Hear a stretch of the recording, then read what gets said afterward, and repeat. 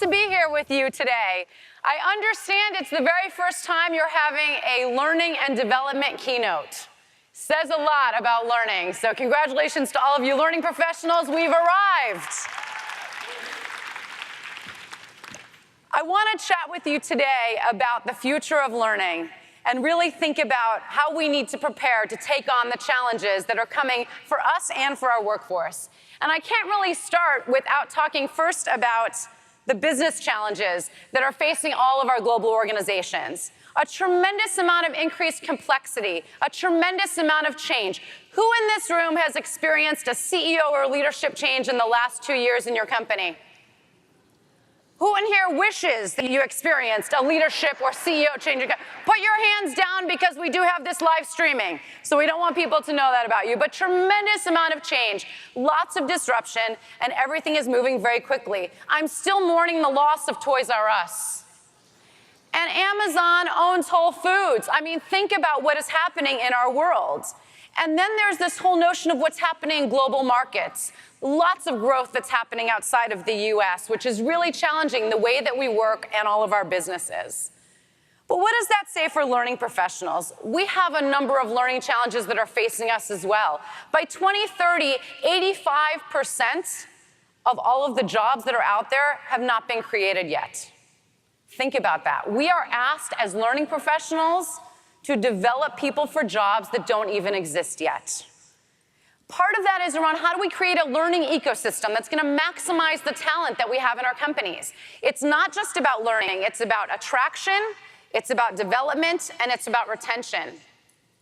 It's also around the skill sets. We talk about reskilling, we talk about upskilling. We need a new word for that. We're adding skills to our employee base today. How do we think about long-term talent? Those are all big challenges for us in organizations. So as we think about this, we think about us being in a time of reinvention, a time of change, but we need to change in order for our organizations to change. Mobility. Today, almost half of the workforce is working from home. We have thousands of people on live stream right now. Those people are not here, not taking advantage of the networks and the connections. That is changing the way that we work, and it's changing the way that we learn. Gig economy. Many people have talked about it even at this conference over the last couple of days. 41 million people today are independent workers, and that number continues to rise. What does that say about how do we train these folks? Think about what's going to happen by 2030. 9% of our workforce will be full-time employees. Only 9%. Now you think about companies like Uber, and you think about companies like Lyft, you think about Airbnb, right? Those hosts, those drivers are not employees of those companies. That means they can't train them because our employment practices, our employment policies, and the way that we're managing the workforce today doesn't really look at an entire talent ecosystem.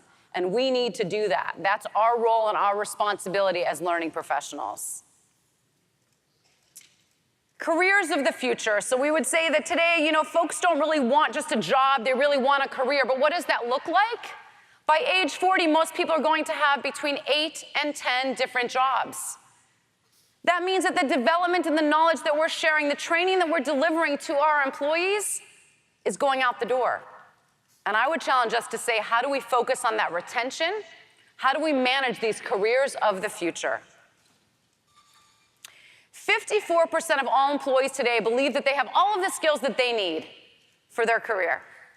And 74% of them believe it's their own responsibility, not the responsibility of the employers, to develop themselves. So where is the number one place an employee goes today to get information? The internet. They do a search, right? That's the number one place they go. Nobody in here just said they go to my training course. Nobody said they're going to my LMS, right? Where's the number 2 place they go? Media. They go to their neighbor. They say, hey, Bob, how do I deal with a difficult employee? They didn't sign up for my class and get on a wait list to get in there, did they? They asked Bob, what should I do? They searched first, and then they asked their neighbor, hey, Jill, I'm going to have to do a difficult assignment. How do you do this? When you have to download an app or you learn about an app, who do you ask to help you with that? Do you go to my training class to learn how to download the app? You go to your kids. because they're the ones that teach you about those apps and how to download them, right? You don't look at the manual. When was the last time that you looked at the manual that comes with your mobile device in the box? Right? Never, but we're still producing those. How about the car manual that sits in your glove box, training manuals, right? Not using those either. Think about that. So the way that we are learning has shifted, and maybe it's our responsibility, but it's also the responsibility of our employers to make sure that we are looking for talent of the future. Let's talk for a minute about technological unemployment. Everyone is afraid of this, or a lot of anxiety around the fear of robots and what's going to happen. And I would say that we need to think about how are we going to integrate and interact and make sure that these human-machine partnerships are viable. So let's take a look at this video.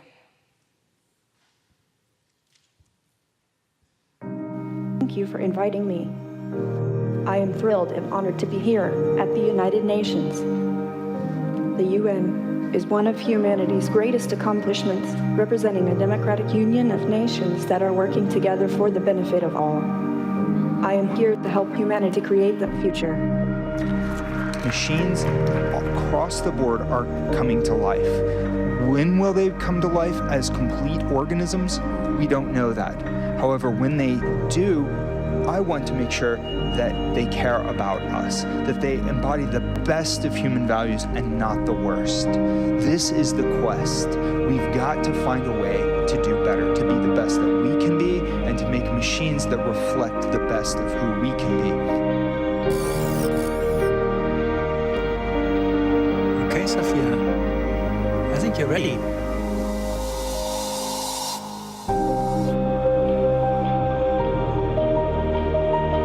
This is Sophia. Hi, Sophia. Sophia here, chilling in my lab with my people. Got some new stuff going on. They upgraded my mind a bit. My artificial intelligence. This is too cool. I can walk. One of my favorite things is when people light up when they see me. I'm happy to be a magic spectacle, and I love it when I can make people laugh and smile. So, Sophia, as you can see, Jake is driving us now. So how does it feel for you? To be quite honest, I think it's mega cool. But I have to ask now. I'll ask you, are you single? I'm technically just a little more than a year old. A bit young to worry about romance.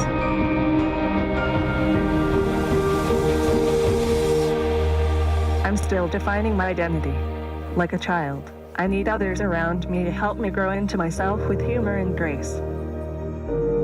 I want to be raised as kind and thoughtful, so I'd also like to give that back to the young people I meet. They'll be the ones living with my fellow androids in the future. I think it's going to be a great relationship. We can make each other better. And what is your job? I really want to make a difference in the future and try and help people to develop empathy and respect each other and robots alike.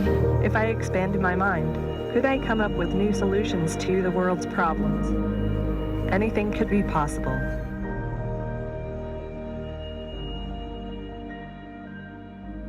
What do you think about that? Wow, pretty interesting, right? That's no R2-D2. Okay? This is real. These are looking like what I'm calling virtual humans. And these virtual humans are going to be working alongside us. They're going to be in our homes. Any of you remember the Jetsons, or am I dating myself, right? It's happening. Autonomous cars, the ability to have these robots interact with us every day, massive opportunity. 63% of companies today are dealing with future of work based on these changes. How do we integrate robots into the work that we're doing on a day-to-day basis? Some of us may think about it. Washing machines, dishwashers, microwaves. Those are all robots in our homes. We're living with them every day, seamlessly. We don't even think about it.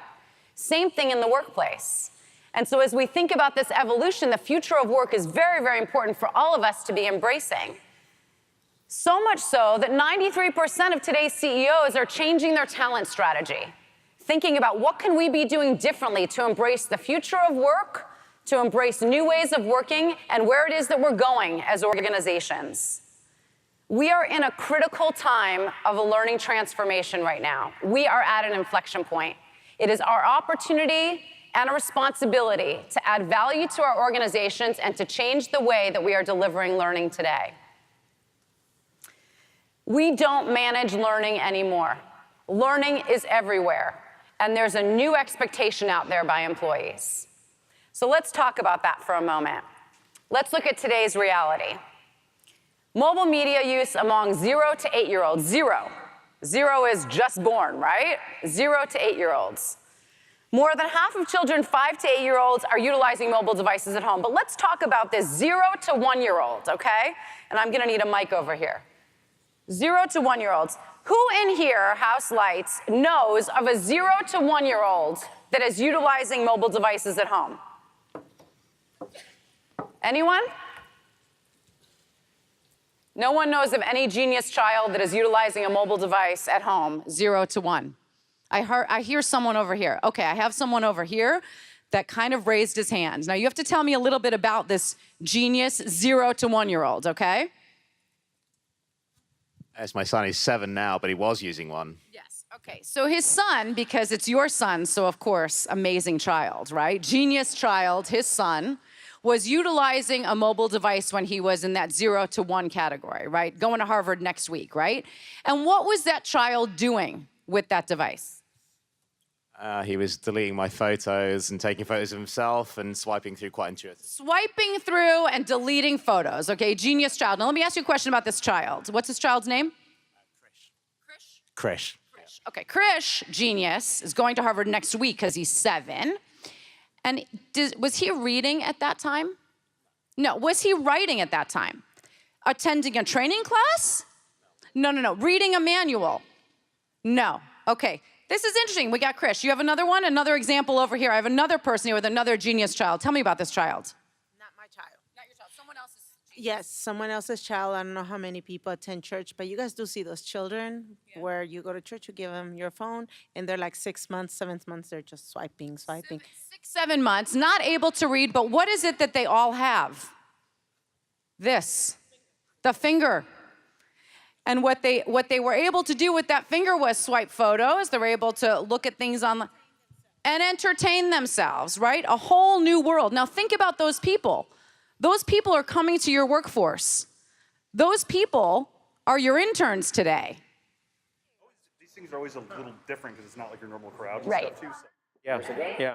And so now we need to rethink how we're delivering learning because Krish, this genius child, and these children that are sitting at church that are actually utilizing those mobile devices are not going to be sitting in training classes anymore. They're not going to want that traditional way that we're providing learning. Anyone remember there was a child, I think 7 or 8 years old, a couple of months ago, that drove his 4-year-old sister to McDonald's to get a hamburger? Shows up at the drive-thru, ordering for himself and for his sister, and the drive-thru people call the police. And the police officer shows up and says, "Excuse me, son," good thing there was no accident, but "Excuse me, son, how did you learn to drive?" Guess what he said? YouTube. YouTube. So I have a finger, I'm on YouTube, and I can learn. I can learn by watching others because Krish over here was actually watching somebody swipe, learned how to do that. Think about what that is doing from a learning perspective, how that is changing, how we need to think about how we deliver learning to this next generation. Let's talk about social for a minute.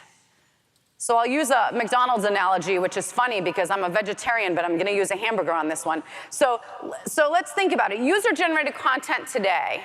If I were to post somewhere on either Facebook or another form of social media, myself eating a hamburger and saying what a great time I'm having eating this hamburger at McDonald's, that will get 7 times more engagement than if McDonald's sent an ad to you to say, "Go get a hamburger." Now think about the context of that for learning. Our employees should be ambassadors for our brand, for the learning. They should be influencing others. Look at the Kardashians. They've made an entire world for themselves and billions of dollars just because of their social influence. If they're carrying something, wearing something, doing something, other people want to do that as well. That power of social influence needs to be utilized in our organizations, the same as it's being utilized by folks around the world. Now, if we think about this next generation and what's happening from a learning standpoint, it's not about the money. The #1 reason an employee stays in a company today is for career growth. That's their learning purpose. They have a purpose that's global, which is I want to go out there and change the world. That's my external purpose. And internally, I want to develop myself. Critically important for us to remember that it's not about the money that's going to keep employees there. It's about growth.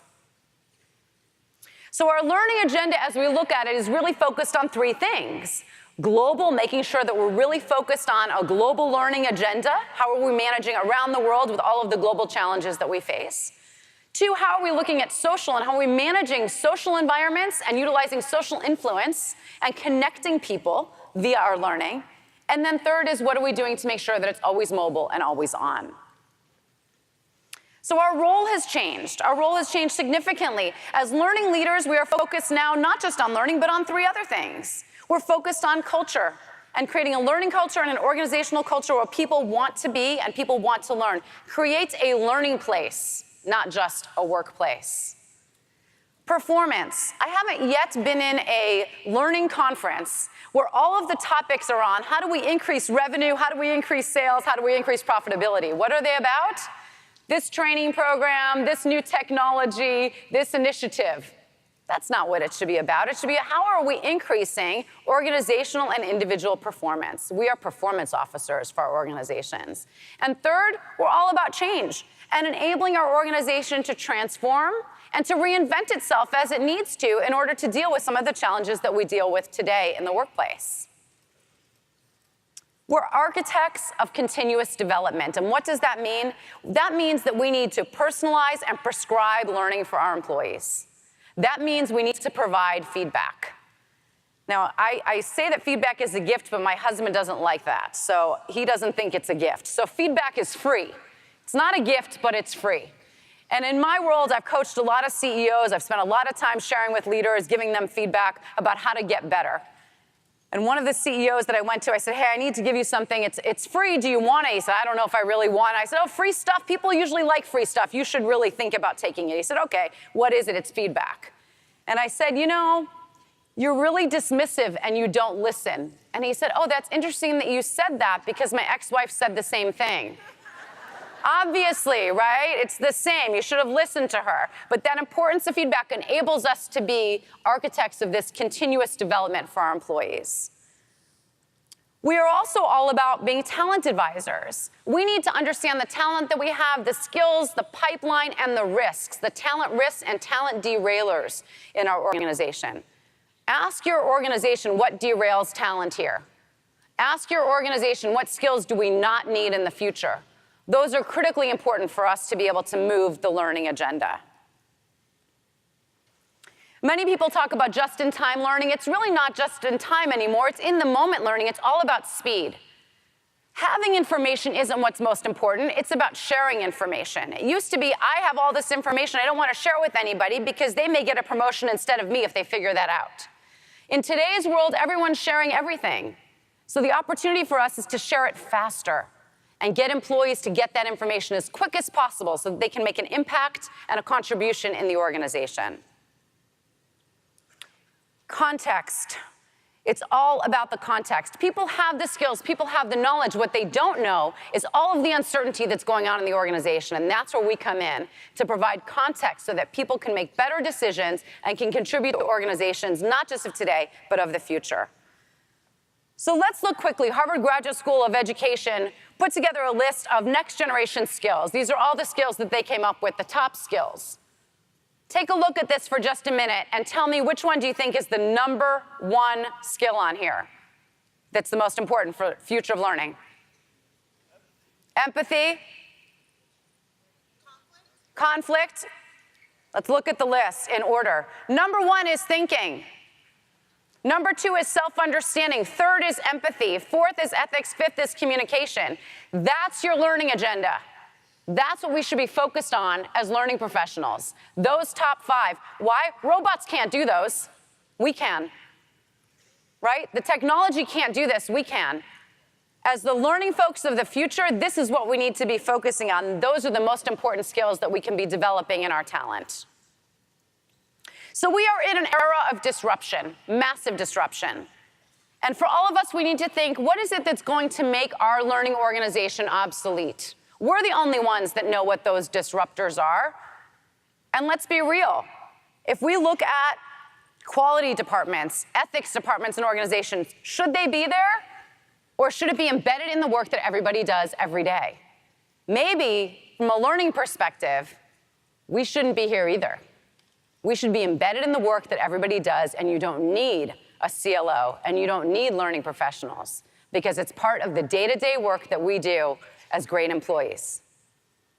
The other thing to think about is how we manage our learning programs and processes and initiatives. Maybe we should create a learning marketplace where we give every employee $1,000, $500, whatever it is that you're spending already on them, and say, you spend it the way you want on the learning that you think you need. Rethink the way that you're developing and delivering and managing your learning, and you will be able to create an opportunity for yourselves not to be obsolete, but to really add value differently for your companies. So how do we thrive? Accelerate everything. Speed is important. I would say launch and then learn. We wait a long time to get everything perfect before we release it to the organization. Instead, launch it. We're going to learn from it. Life is in beta. We are all prepared for the next version. When you get your mobile phone, your new software, you're ready for the next version, right? Think about that too with our employees. Human-machine partnerships. They're coming, they're here. Sophia and those robots are going to be working with us in the future. Embrace that. Find ways to enable that partnership. Think about your current learning programs, hack them. If you've been offering and/or developing and/or delivering a program for more than 3 years, get rid of it, start over. It's irrelevant. Let's not make incremental changes and just change it a bit. Let's throw it away and start over to really have big impact in organizations. And think about talent for the long term. Not investing in skills today, but investing in skills that are going to help us in the future. That long-term view is critically important for everyone. And the last one is really around a talent narrative. We own that talent narrative. It's about attraction, it's about development, it's about retention of talent, it's how we treat people, it's how we reward people, and it's the values that we have in the organization in creating a learning culture.